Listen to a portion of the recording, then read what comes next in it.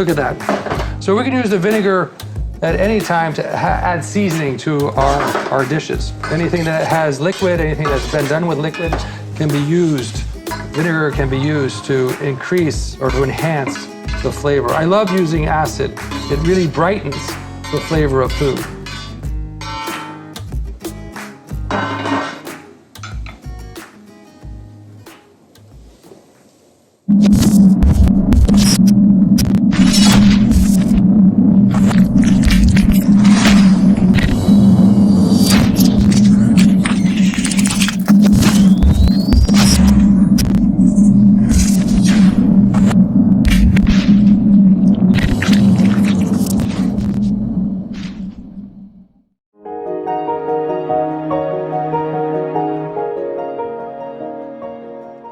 Glazing vegetables, what does that mean? That means we were taking vegetables, which are sometimes traditionally have a lot of sugar in them, things like turnips, things like carrots, for example, things like onions, which are perfect for glazing. But we can also glaze things like artichoke, salsify.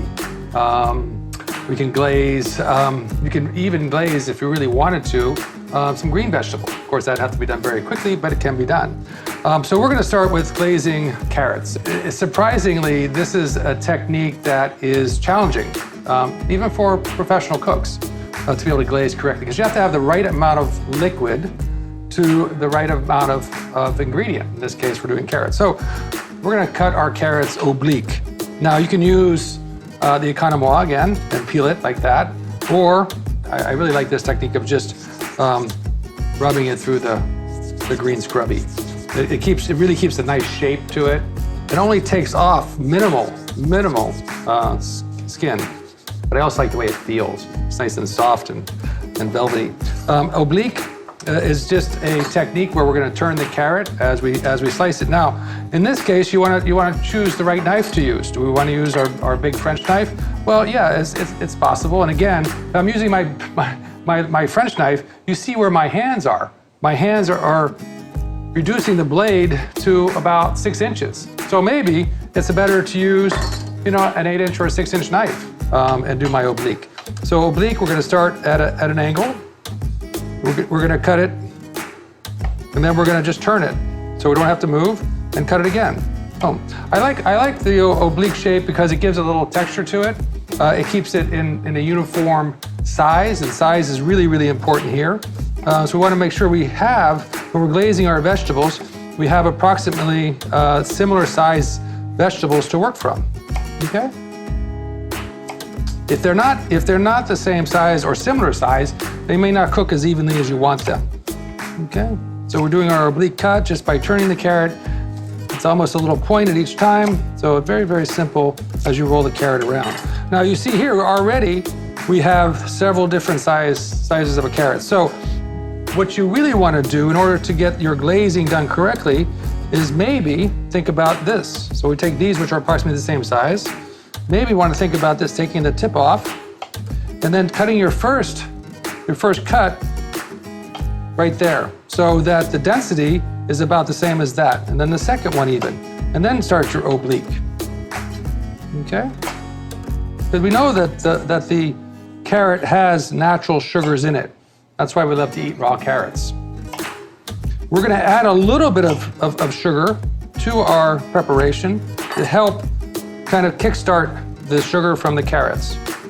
Now, I mean, when I was a kid, the idea of taking brown sugar and adding a little bit of butter to it and glazing vegetables resulted in something that was cloyingly sweet, something that wasn't really a glazed vegetable, other than glazing it with a syrup. And that's not what we're trying to do. We want to make sure that our carrots, the natural sugars in our carrots, are evident in that glazing process.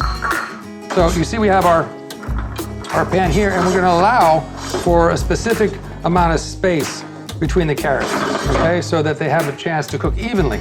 We're going to take a little bit of sugar, probably about a teaspoon of sugar here. All right, put it on there. We're going to add our liquid, which is water in this case. Go ahead and turn on our fire.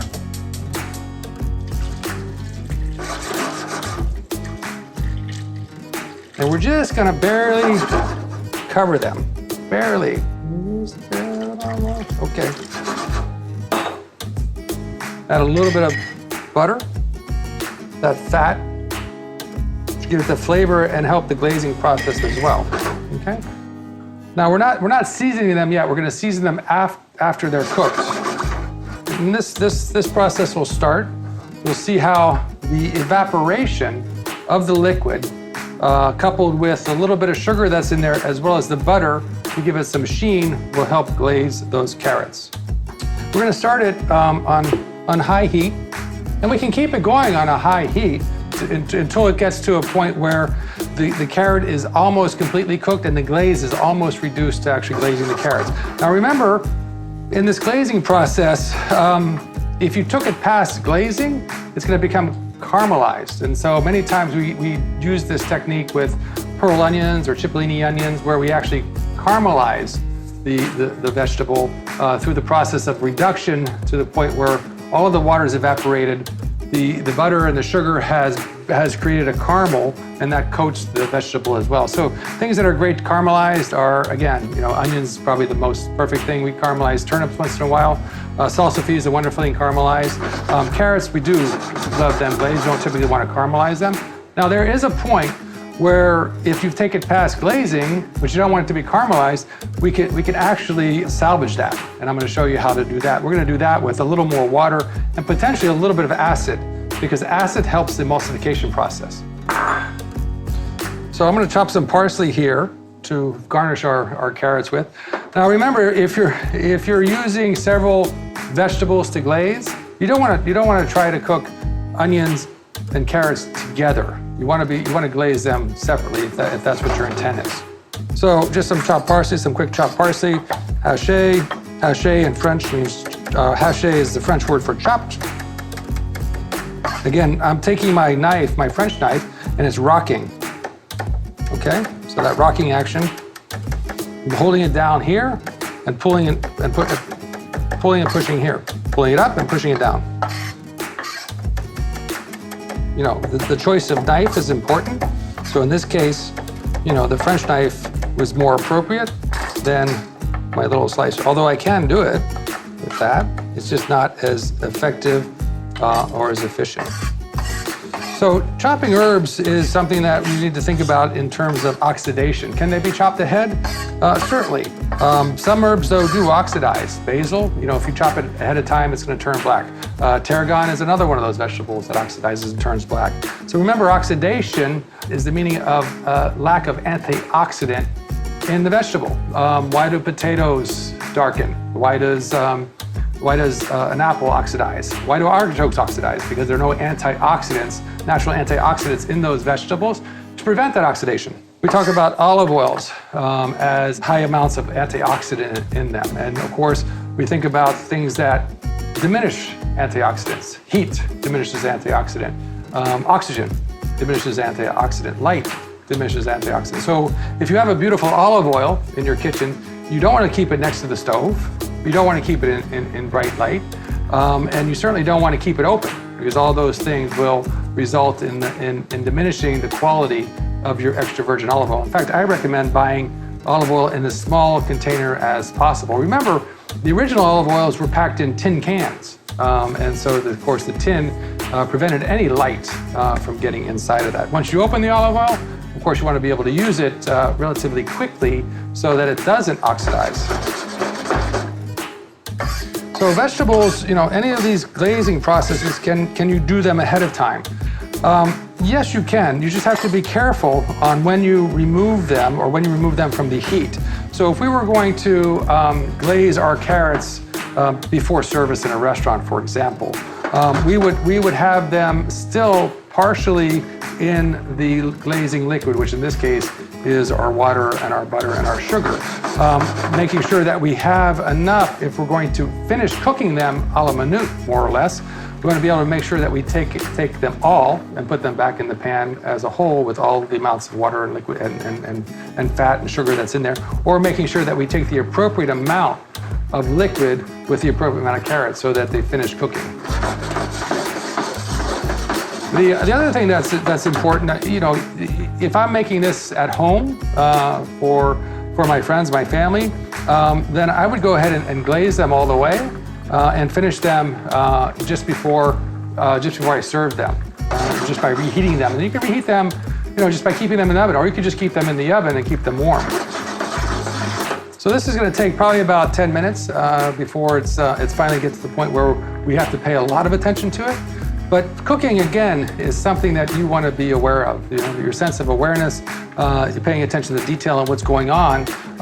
The aromas, the sound is really important. Right now, I can hear the water boiling. As that water starts to evaporate, I'm going to lose that sound. And that sound is very important in a kitchen. Aromas are very important in kitchens. I love the way roasting a chicken, for example, the transformation of that chicken. The way it sounds when you open the oven as it's roasting, the way it smells as it begins to caramelize, that skin begins to brown when it's roasting. All these different elements of cooking are just wonderful experiences to have. So making sure that we use all of our senses when we cook, certainly, looking at it and appreciating the quality of what's happening here in this pan, for example, the smell, the aromas, that beautiful cooking carrot, that sweetness that you get on the nose. Your nose will tell you so many things, right? You smell something that's acidic, it burns your nose. You smell something that's alcoholic, you feel it in your nose. You smell something that's roasted, and you have this kind of emotional connection to that pleasing aroma of roasting something.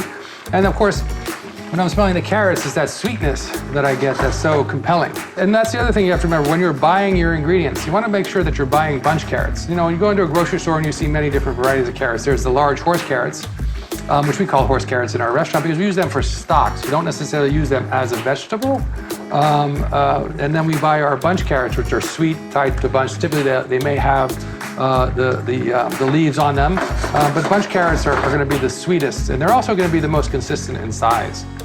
The act of boiling and evaporation here is getting more and more violent as we reduce the water. In the beginning, the simmering doesn't sound as loud as it does as there's less water in here, so it's becoming more active in the way it sounds.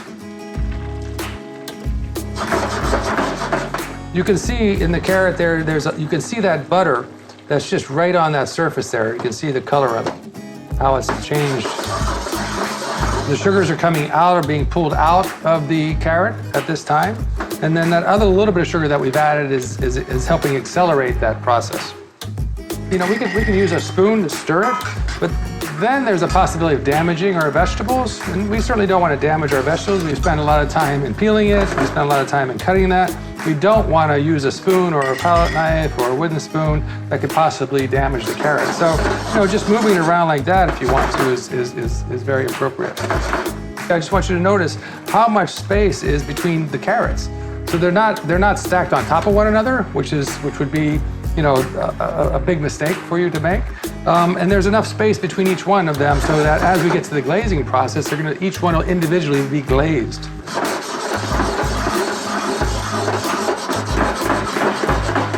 So how can we tell when they're done? Well, hopefully I've had enough experience that I've added just enough water that during the cooking process, they will be soft.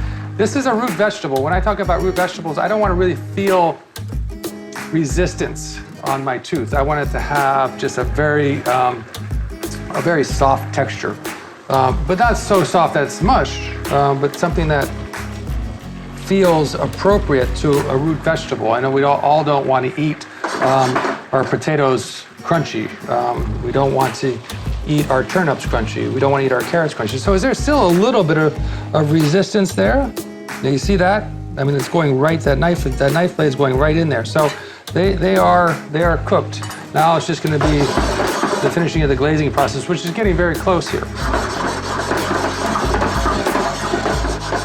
And you see the carrots have taken on a little brightness as well. If you look at that, they become much brighter when they're cooking. The same way that a green vegetable, the pigmentation comes to the surface, our carrots become brighter as well. So this way I'm gonna turn down the heat a little bit so it doesn't get away from me.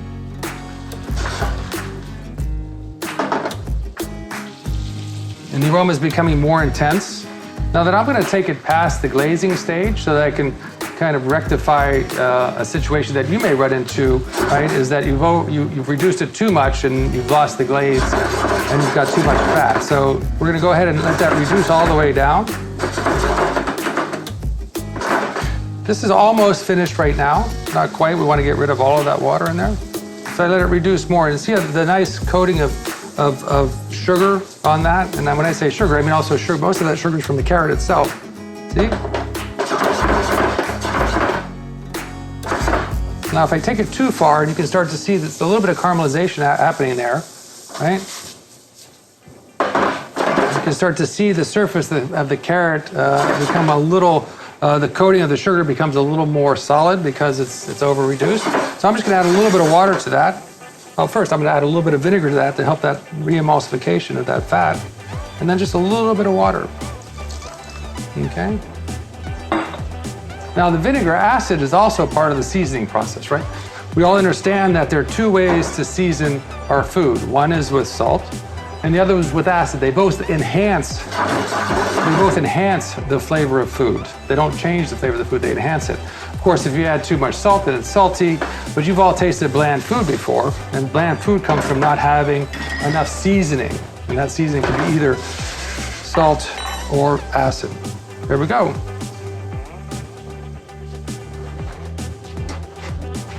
Look at that. So we can use the vinegar at any time to add seasoning to our dishes. Anything that has liquid, anything that's been done with liquid can be used. Vinegar can be used to increase or to enhance the flavor. I love using acid. It really brightens the flavor of food.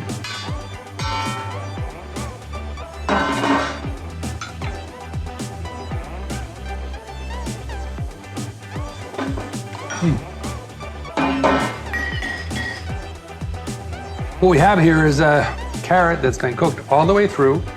It's glazed correctly with most of the sugar coming out of the carrot. The parsley's been added to give it a little bit of freshness. We have a little bit of acid in there to enhance the seasoning of it. And then we're just gonna finish it with one of my favorite things to finish things with is a little finishing salt. I love the contrast of using finishing salt. You get that little crunch when you bite into your vegetables or whatever you use the finishing salt on. There we go. Our glazed carrots.